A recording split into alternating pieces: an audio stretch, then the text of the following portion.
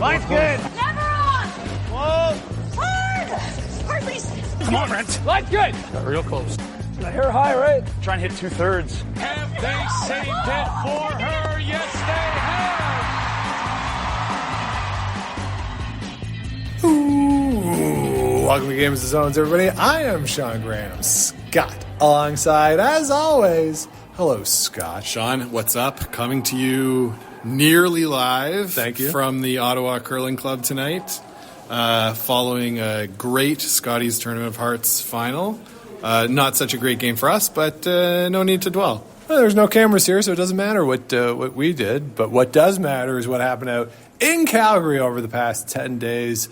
The Scotties got a changing of the guard of sorts, with the old guard coming back as Rachel Homan captures her fourth Scotties title, defeats Jennifer Jones in the final. Broad strokes, what are your takeaways from the week? Broad strokes, Sean. Rachel Homan dominant this week, continuing her in-season dominance that started in the Cashspiel circuit through the fall, 3 Grand Slam victories, and they follow it up here with a perfect 11-0 week at the Scotties. The only other team to be 11-0 at the Scotties, Rachel Homan, 2014. So just sort of building on her own myth. Yeah. Not really a myth, her own legend, I guess. Just totally dominant, best team of the week, definitely deserved to win. Yeah, and I think actually that 2014 one would have been 13-0. That's an right. 11-game round robin, and then the 2 playoff wins in the 1-2 game, and then in the final.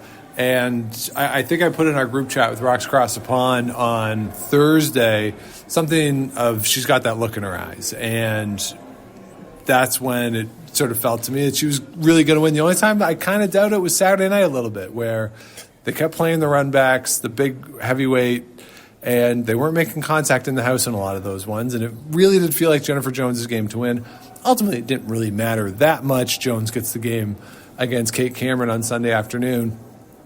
But of all the games we saw, I feel like Saturday night against Jones, where they were the most threatened to be defeated, maybe a little against Kerri in the opening draw, but otherwise it was just pure dominance all week. Absolutely, and that 1-2 game, I mean, we can talk about it a little bit more, but early contender for Game of the Year? Really good. It was an exceptional game and definitely should be on the list for Game of the Year. I never liked that when the end is a miss. It's always a bit of a downer, but at least it was the last rock of the game, you know? Like, we can talk about the game last night, but at least in that scenario, Rachel put the rocks in the absolute perfect spot. And Jen had a really tough shot. Makeable, but really tough, and just couldn't pull it off. So, a wonderful game Saturday night, and it's certainly Game of the Year so far. Yeah, absolutely. I watched the last 2 ends live, went back, watched the repeat after that. Yeah, a lot of made shots, and then a lot of very close misses by Team Homan. It was sort of, this was maybe the only opportunity to get to them. She made a beautiful draw in the 10th to tie. That sort of spun back. Sorry, let's talk about that. Okay, let's do it. So in the press scrum, in the media scrum after the game, she talked about how, and the question was prefaced like, oh, you made that draw in 10. Did she? Because if it's not rubbing off of the stone in the top 12 foot, it's too deep and she doesn't make it. And they weren't initially calling it to rub. The shot call was a cold draw. So she missed the call. They audibled a bit to the sweep, but even with the sweep, I don't think they were sweeping to rub. They were sweeping to get by. So was that a pure make, or was it a sort of fortuitous break make? Yeah, maybe a fortuitous break, but it's the kind of break that you get when you're that good. The sweeping call, I think it was pretty close. It seemed to me like once it was past that guard, it was going to work. And that little spin at the end, that spin in, is really what made it. But, a team shot, all in all. She can throw it however she throws it, and the team managed it. And at the end, It wound up on the pin. So maybe a little bit lucky, but you got to be good to be lucky. That's true. And they wind up tying it there. And then in the 11th end, Sean, maybe Glenn coming out talks Jennifer out of what she wants to play. What are your thoughts on that? Yeah, we saw that Saturday night. We saw it again last night in the final where Glenn comes out, big spot, really game on the line, and says, this is what you should do, and makes essentially the call that Jen and the team, but mostly Jen, are leaning towards one thing, and Glenn calls something else. And they go with what Glenn says. I get it, 4-time world champion, but he's not the one in the hack, right? And I am a very firm believer that the person in the hack has to be the one who ultimately makes the decision, because I don't care what the call is. If they're talked into it, they're much less likely to actually make the shot. So I really didn't like that. I don't like this coaching strategy of do this. Right. And Reed Carruthers does it a little with Einarson, but that seems to be their arrangement, and it works for them. But Glenn and Jen, it's only been a couple of years together. Maybe that's the arrangement they have. But Jennifer Jones is the greatest women's skip of all time, in conversation for the greatest skip of all time. I mean, in that conversation potentially with Glenn Howard, but yeah, I mean, she knows what she's doing. And I get that certainly last night, okay, if you play a hit there, Rachel has a draw to win the game, but the draw, it was just so hard. And I really just don't like talking a thrower into a shot that they might not be believing. Yeah, if you frame it in the sense of, have you thought of the draw? Rather than, you have to make the draw. Yeah, you got to play that. Yeah. That's not great. I mean, that's just styles of coaching, right? And they know each other. They know what they're getting in for with that arrangement. But to me, yes, I wouldn't go out there and say, do this. Yeah. That's sort of a junior coaching sort of thing, right? Yeah. That said, I don't think he was wrong on either of them. He was, because she didn't make either of them, and it's not necessarily a results based thing, but she expressed doubt even after he said it, right? And if the person is sitting in the hack with doubt, they're not going to make the shot, right? So that once he says, okay, like last night, all right, you got to come around, you got to make the draw. And then if she comes back and says, well, I could still do this, and she's still looking at the hit, like I firmly believe she would have made the hit. Doesn't mean she would have won the game. Right. But it makes Rachel throw her last. Yeah. And by talking her into the draw, it creates a higher probability that she's going to miss. And that is what I don't really like in that dynamic of coming out, telling them you have to do this. Yeah, that's totally fair. I think, in my opinion, the shots that he suggested were the correct strategic calls. Yeah. But you're right in the sense that if she's not going to make it, then it's not the right call. Right. That said, it is Jennifer Jones. She can make any shot. Obviously. But she does have to believe in it. And, I mean, Jennifer Jones' last Scotties, greatest of all time, yes, I say. But she was pretty bad yesterday. With draws. She was terrible with draws yesterday. You saw it in the game against Kate Cameron. She was 0% on her draws, and then she missed another draw, and for some reason they gave her a couple points for it. I don't fully understand that. So it was an all-day thing that she was heavy in the afternoon, light in the evening, and she just didn't have draw weight. I think that's another reason I didn't like the call in the moment. We watched the game together, and I think I said, I don't like this. Because she had struggled all day with the draw weight. If she had been making draws all game, all day, okay, I guess. And maybe she would have looked at the draw then and would have called it on her own if she was making draws all day. But she was missing draws all day. So another reason why it's maybe not the way to go. Yeah, no, totally fair. And sort of sad is maybe too strong a word, but for her last shot in the Scotties to be a miss. Yeah. And then Rachel doesn't even have to throw her last. We talked about it last night. That's not going to be a game where you show the final shot again and again, like her triple in 2005. Yeah. All those sorts of things. So Yeah. a bit of a sour note to go out on, but that said, she got a great ovation, brought her kids out, spoke to the crowd. Really nice. Yeah, it was a really nice end for Jennifer Jones. I mean, don't have to get too much in depth with it, but you can see how Jennifer throughout the week was embracing certain players and certain skips throughout the course of the week, and how the end of that game took place. You can sort of read into what all that means, that what the rivalry is between those two players and the extent of it, which is great, and they want to beat each other. And I don't know, I think you take note that the game's over. It wasn't that long before Jen was in the middle of the ice acknowledging the crowd. And we talked about this in the preview of what happens. Yeah. But it was in the context of if it was Kerri Einarson, and Kerri Einarson has just broken a record. How does the end of the game play out? This is kind of what I thought it would be.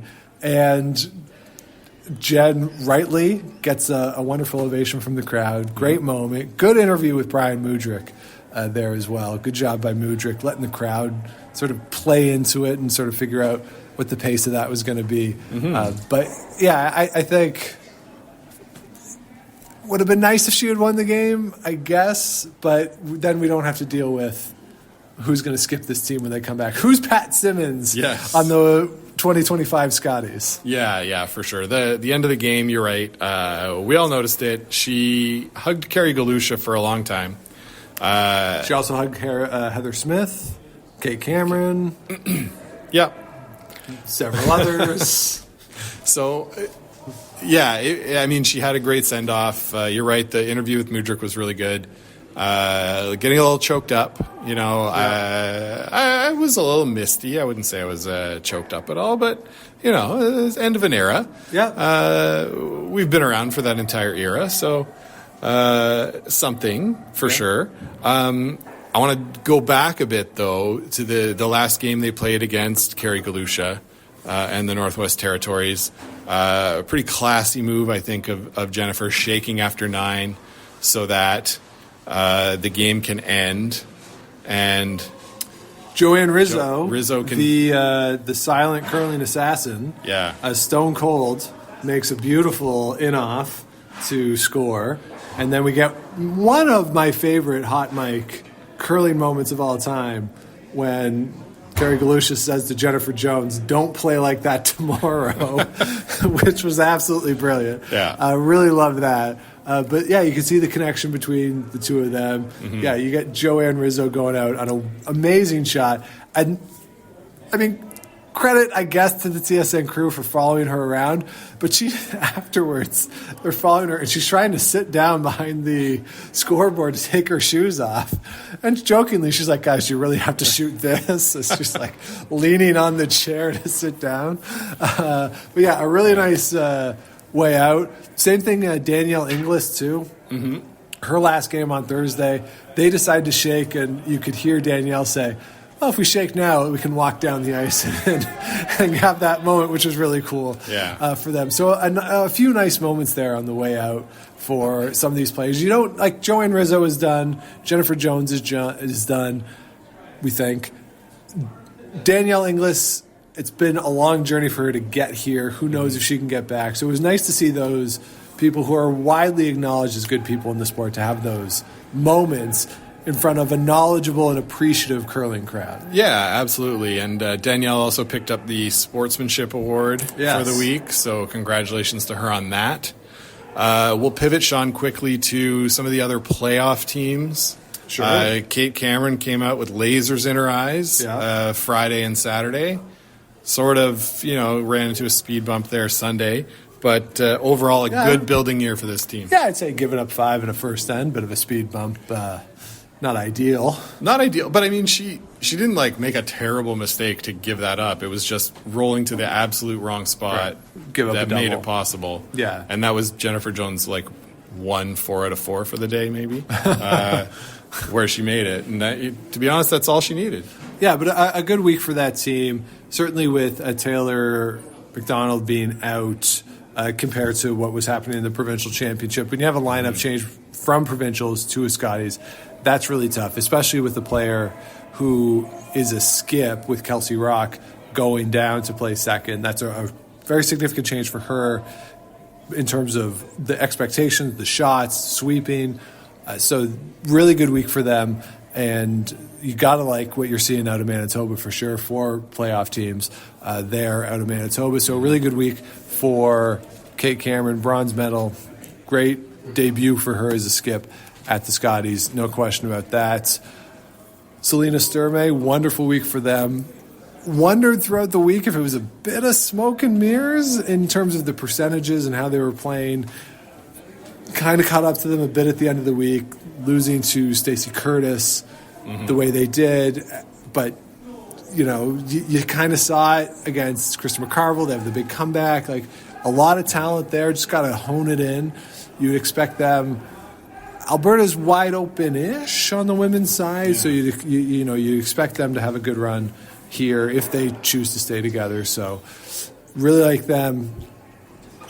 And on the other two teams, okay, I'm going to have to go back and listen, Scott. I predicted Kerri Einarson would not make the playoffs.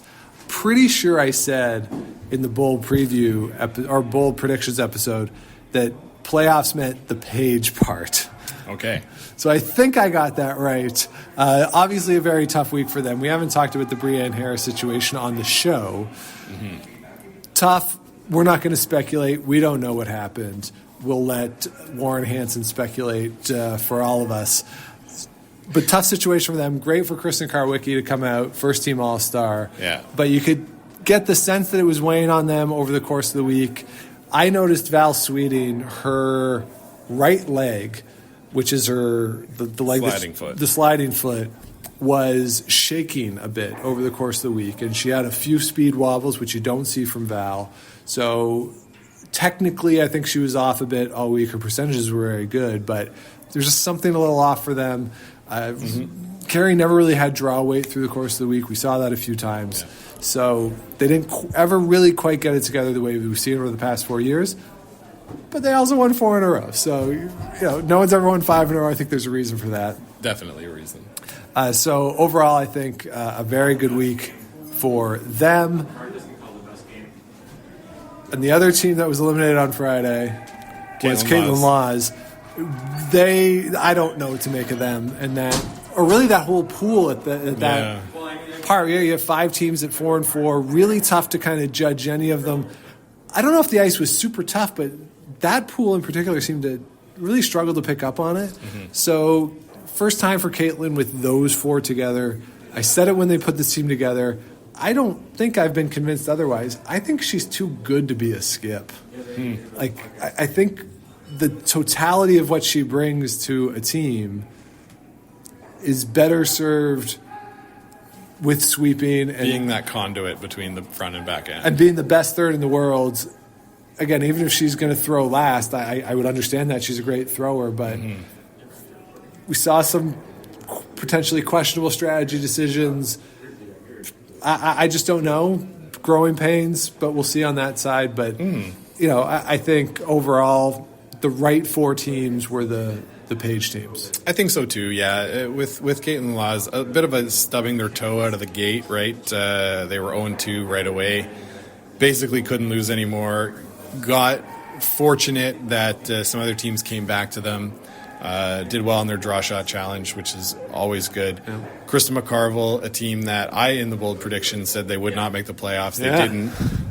It seemed like the mix with Andrea there at third wasn't quite the secret sauce. Rotating out their front end players didn't seem to be to their advantage. Nobody had the time. It sensed to me that nobody had the time to really get a feel for everything and really run like that well-oiled machine we're used to seeing. Yeah. So we'll see how that goes next year with that team, whether they're bringing it back. I think so.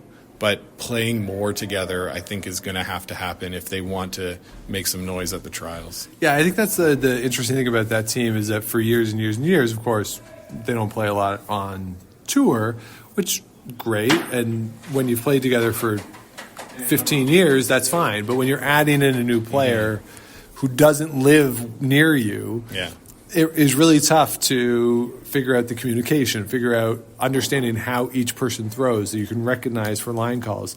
And they're really just off. And Krista, it was a lot of the intern stuff for Krista. And it was, I think, a mix of Andrea not seeing it a lot so far, and then Krista just really struggling with the ice. I think the fact that they had the full day off on whether it was Monday or Tuesday, I can't remember, actually was very beneficial to them. Just get away for the day because they were really struggling early in the week. So see what happens next year in Thunder Bay. We saw it with Agushu, excuse me. The first couple games when it was in St. John's was a struggle for him. See how they do in Thunder Bay with fans. Right. They played in Thunder Bay a couple of years ago. Without fans. Yeah. So we'll see how that goes for them. Of course, they have to get there first. But let's not dismiss the entirety of the field in Northern Ontario. Got to win it.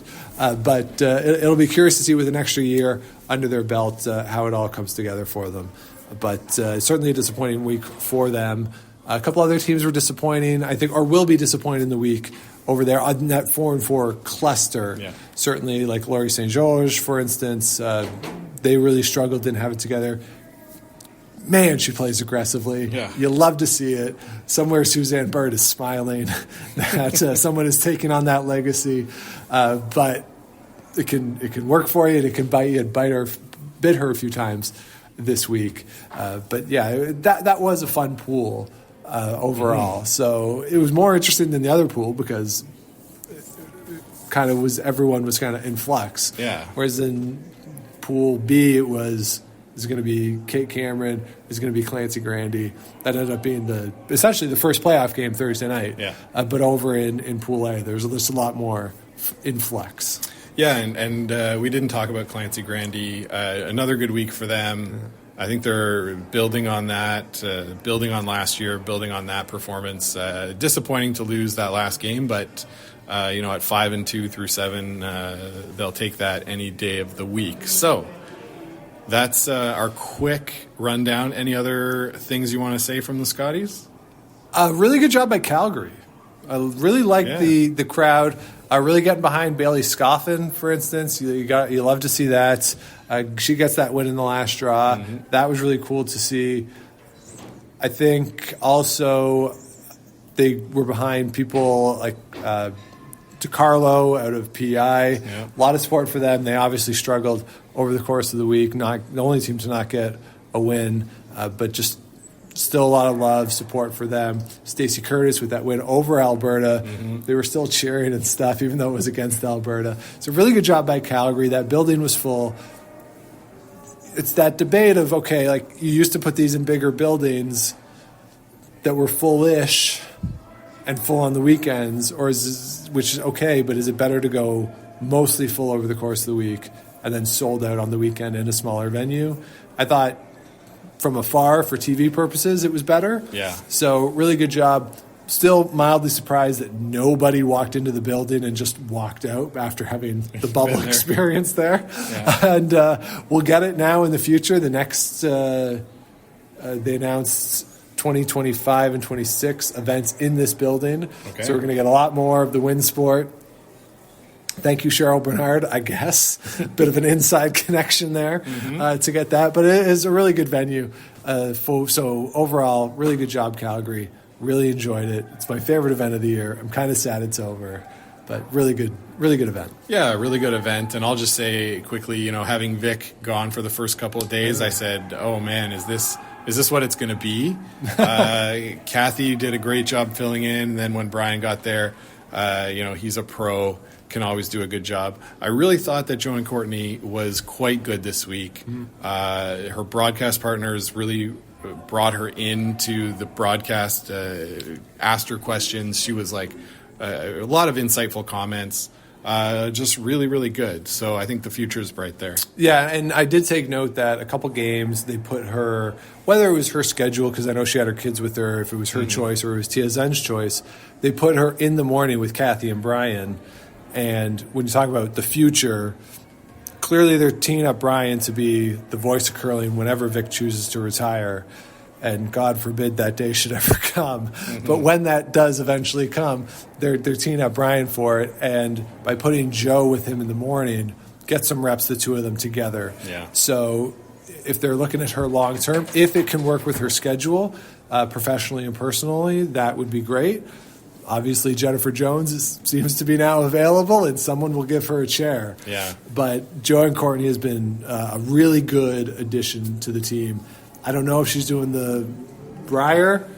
I don't know if she travels outside of Alberta. Hopefully she does, because it is a really strong team with her there. Yeah, for sure. After a tough start with the Olympics, doing it remotely, doing it in a bubble, barriers between her and her colleagues, not as good. But this week, yeah, really good, and a really good Scotties overall. Yeah, really a lot of fun, and I enjoyed it. I hope you all enjoyed it. And now we turn the page, Scott, to the Montana's Briar, the first ever Montana's Briar. We were just talking. We don't know yet. We haven't seen a photo. What do you think the button will be? I think it's going to be that sort of not weird, that Montana's logo that's on the outside of their steakhouse. It's not what's in the tournament logo with that sort of generic font, but the Montana's font. That's what I think it'll be. And Sean, we might even just go to Montana's next week. We might do a podcast from the table while we're eating wings. Yeah, half-price wings on Mondays. We learned every commercial break this week, and we'll learn it again for the next one. Fun little fact here, just to tease for what's coming up in the spring. There are enough new curling commercials that we are bringing back the curling commercial power ranking episode. Yes. That is 100% coming back.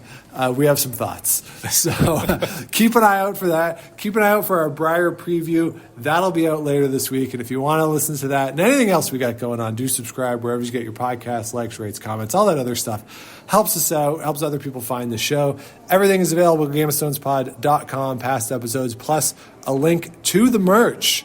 It's going to be warm here in Ottawa, chilly for 30 hours, and then warm again. So you might not need some of the heavier stuff, but getting into T-shirt weather again in February, which is weird. But if you need stuff, head on over to GameOfStonesPod.com. It's all there. We're on the socials at Game of Stones Pod, Game of Stones Podcast on Facebook. And if you want to reach out, Game of Stones Podcast at gmail.com. Scott, 5 seconds to describe tonight's game against Team Peter Lake. Well, I don't want to get an explicit tag, so I'll just say brutal. It was suboptimal for sure, but you got to buy next week, as you say. Maybe go to Montana's, reset, have a little team bonding. Yeah. Last 4 games, if we win them all, we're in the club championship, and so it's on our racket. No reason we can't do it. Other than talent and ability. So with that, we will wish you all a wonderful evening here from the Ottawa Curling Club. As I say, we'll be back with you later in the week for our Briar preview. But until then, keep those brooms on the ice and don't dump that intern.